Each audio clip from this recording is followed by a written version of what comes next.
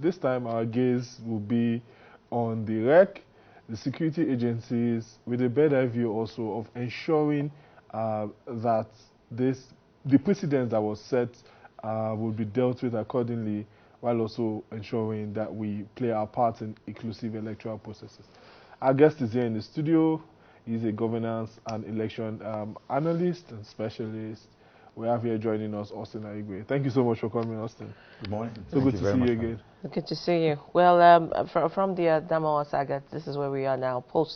We heard that INEC asked IGP to investigate the Adamawa declaration drama. And a lot of people are even asking, where is the REC? You know, in all of this, has anyone seen him? Has he reported to the INEC office? What is the matter? You know, going from when last we had this conversation. But in your kind of evaluation, I mean, you spoke extensively about it the last time you were here and foresaw what was going to happen. Now we are here. What are your worries, Austin?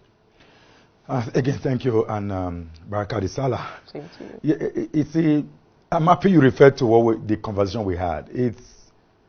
It's a very strong worry, but I'm happy, and the only truth about this whole saga is that the same commission had to abandon its own in court.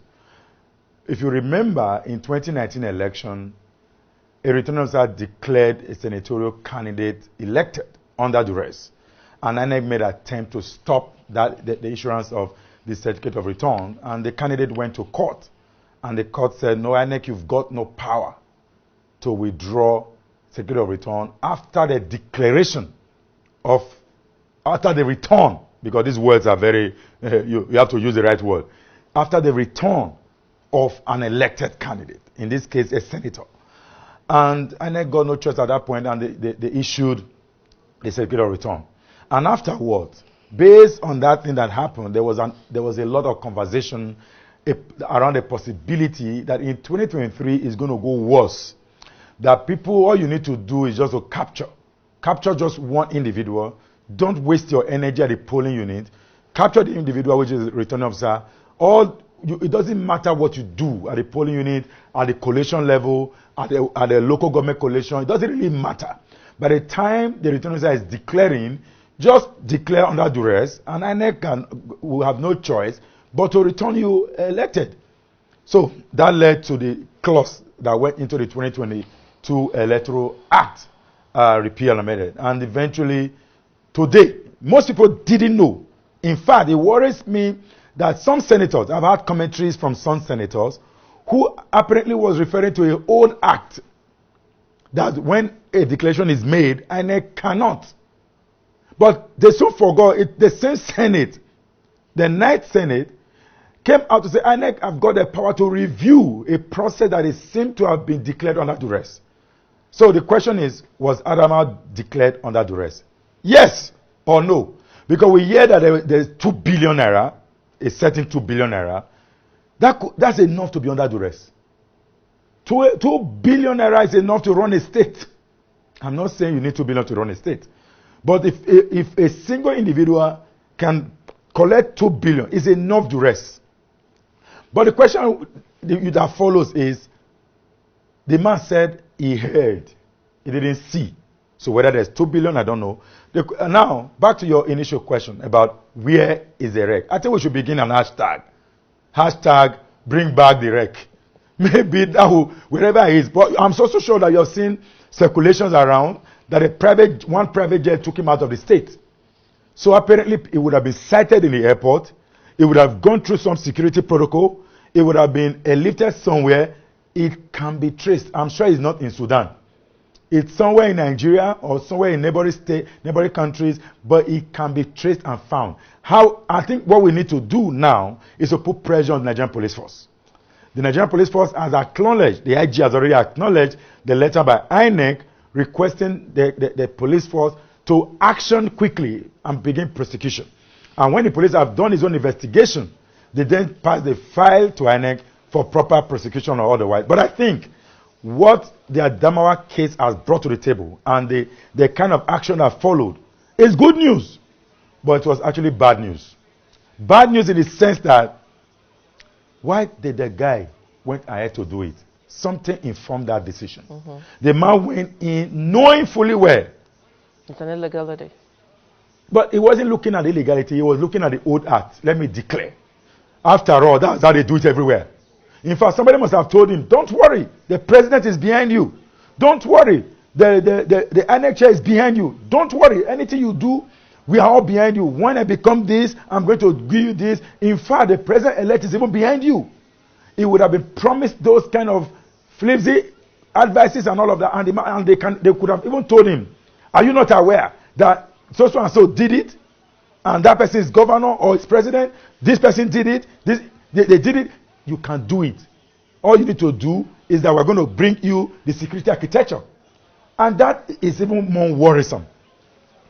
Commissioner of Police, personnel of the DSS, personnel from the commandant of the NSCDC present, and you saw, in fact, the way the setup was enough to even advise anybody, including the media who took that reportage. On one side is all of them, but on this other side is all empty. That didn't give you sense that you have to walk away with your uniform. I think the police should do more than just simply deploying the commissioner of police. No. Mere deployment is not an excuse. First of all, because it has been charged for corrupt practices, you suspend and begin a process of investigation and interrogation. Keep him away from public circulation and keeping about why investigation is going on. Deploying to another state or elsewhere, wherever it is almost like agreeing to the error that happened. Yes, the commissioner of police can come out later to say, well, he didn't know. The REC called him, which is correct. The REC can call because they've had meetings consistently. Don't forget, at the state level, the REC and the commissioner of police are co-chair of the interagency security committee. So they had that relationship. In fact, all of them, by the right, are all members of the committee. So the REC have direct access to them. So did he call them by phone or he called them by 2 billion? So that's a lot of questions, a lot of stuff to show at this moment. This development in Adamawa is actually very novel in our Nigerian election trajectory. But we want to put the gaze now on what should be done to forestall any further reoccurrence of this particular incident that happened, particularly looking at punitive measures for the REC.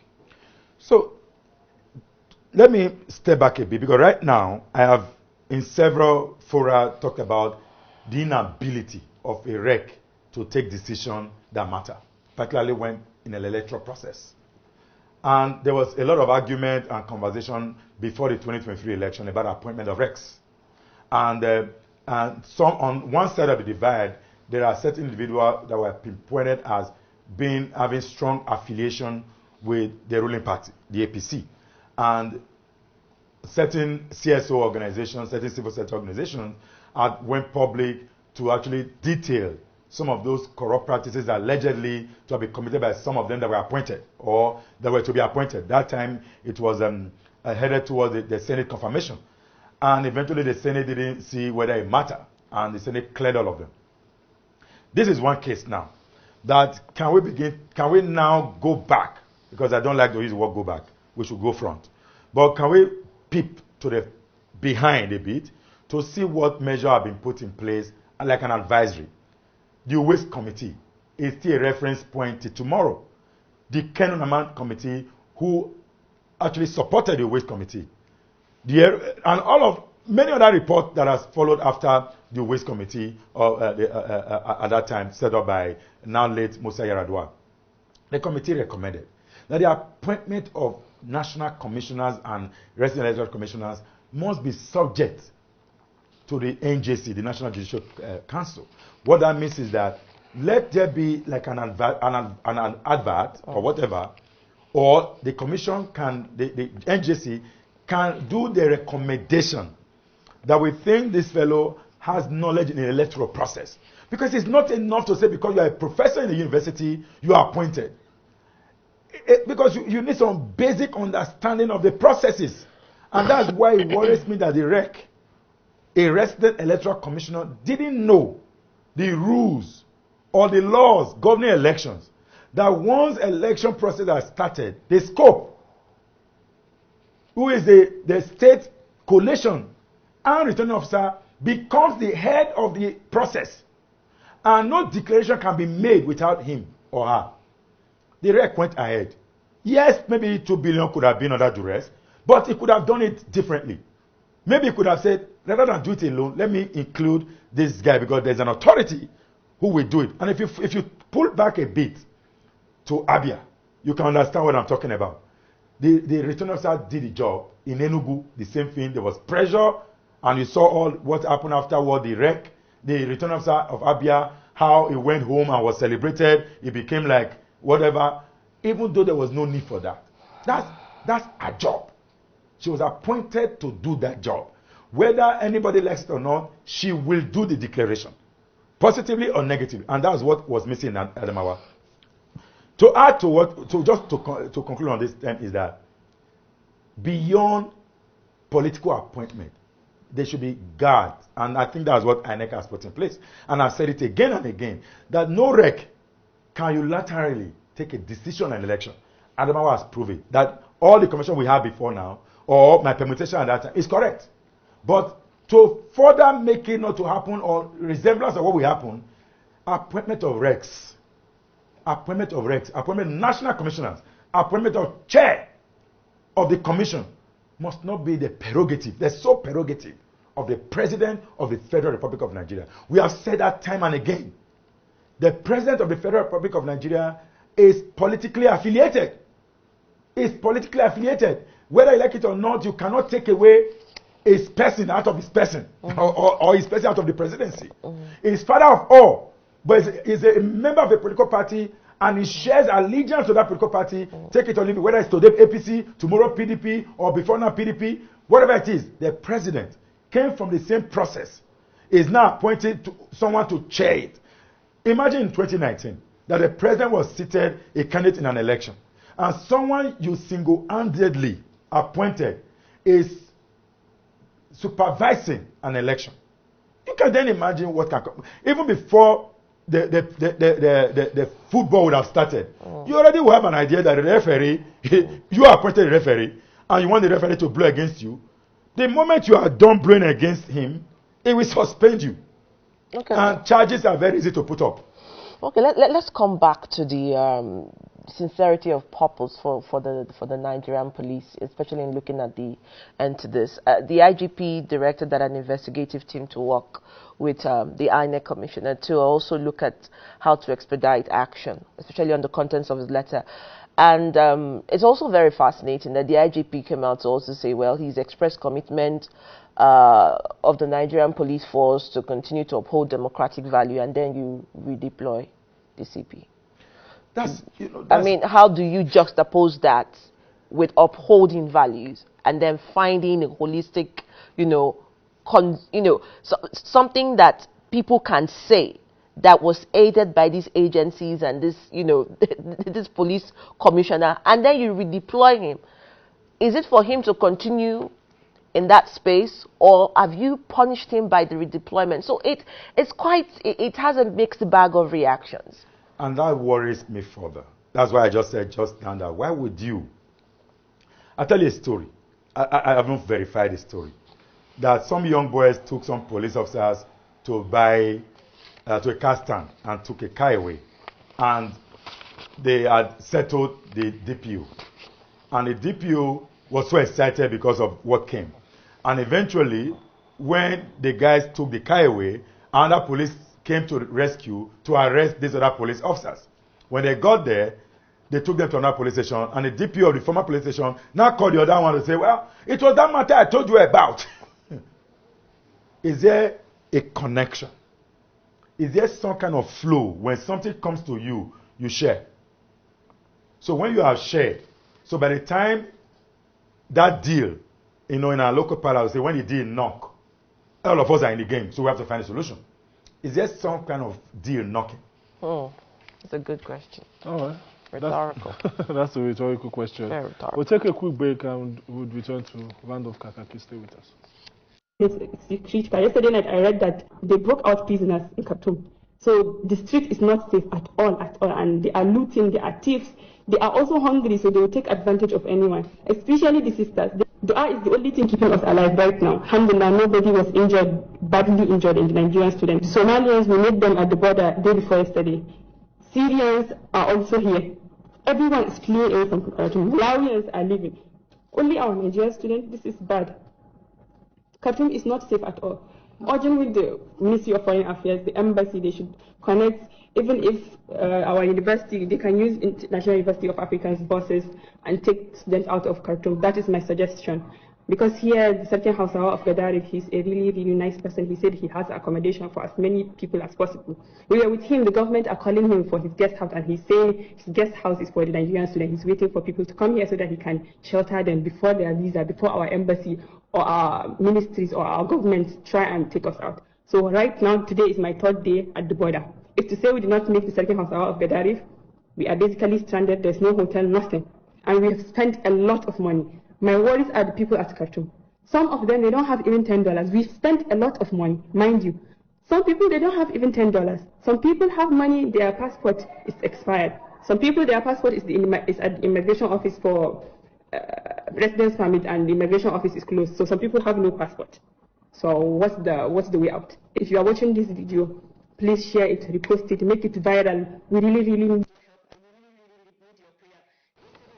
All right, that was still that outcry from the girl in Sudan. And just before we go, Austin, as a parting shot, what's your concern for those in Sudan?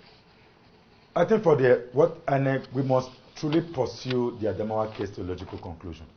And let me also add that I know people are throwing some aspersion against the candidate of the APC. I would think that Benani, as she's popularly called, has made herself a good name. She has given to herself a good name. For the first time in the history of Nigerian politics, particularly northern politics, a woman came close to winning an election. And that is something that we must commend. She fought a good battle. Sincerely a good battle. But apparently some individuals wanted to help her. I'm not sure she's aware of what the Red did. I'm not very sure. The crisis in Sudan, which is really one of the most topical issues now. Do you want to say something quickly? Sudan, it worries me because everywhere there's conflict around the world, we have to go there and evacuate. When can we keep Nigerians at home? When can we keep our youth to work at home? If there's Benin conflict, we run in. Cote d'Ivoire conflict, we run in. So we have to keep running to every country. Oh no, that's a challenge to the new administration. All right. Thank you so much, Mr. Austin, for your time. And thank you also for always shedding your light on this. This is why I would call it a day on Kakake this morning. Thank you so much for staying with us. This is also lending a voice to the authorities to ensure that our people